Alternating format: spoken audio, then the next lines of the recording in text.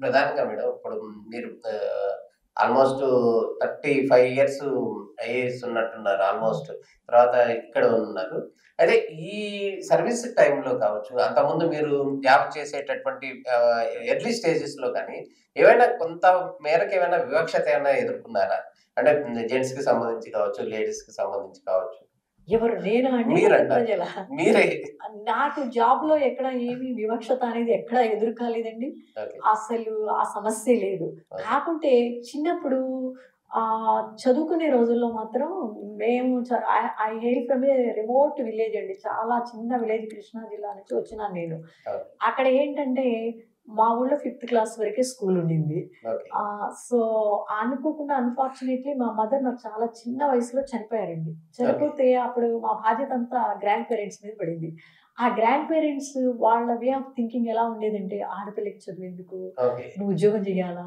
నువ్వు హ్మ్. ఊళ్ళో ఎళ్ళాలా? ఓకే. నీకెందుకసలు చదువొద్దు? నువ్వు మానేసేయి. ఈ ఓకే. ఫిఫ్త్ క్లాస్ వరకు మన ఊళ్ళో ఉన్నంత వరకు చదువుకో. ఎందుకంటే చదువుకోవచ్చు. మేము సిక్స్త్, సెవెంత్ వేరే ఊరెళ్లి చదువుకునేవాళ్ళం. హ్మ్. ఎయిత్, నైన్త్, 10థ్ మరొక ఊరు ఇంకో జెడ్పీ హై స్కూల్‌కి నడుచుకుంటూ కాలినడకన వెళ్ళి ఆ రోజుల్లో ఓకే. ఉదయం 3:30 మైళ్ళు, సాయంత్రం 3:30 మైళ్ళు నడుచుకుంటూ వెళ్ళి స్కూల్‌కెళ్ళి చదువుకొని ఇంటికొచ్చేవాళ్ళం అన్నమాట. గ్రేట్. అప్పుడు వాళ్ళేమనేవాళ్ళంటే, అసలు ఎందుకు ఎందుకు నీకు ఈ చ ఈ ఈ నువ్వెందుకు ఉద్యోగం చేస్తావా? నీకు హ్మ్. ఉద్యోగం అవసరం ఉందా?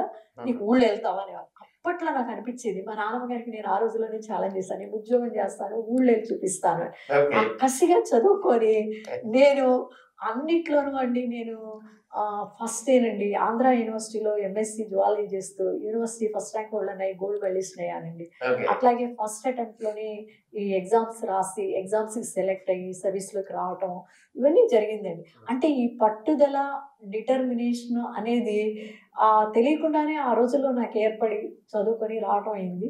అందుకని ఆ చిన్నప్పుడు ఆ బయాస్ చూపించారు. ఆ! ఆడపిల్లకి కొంచెం చదువెందుకు అని.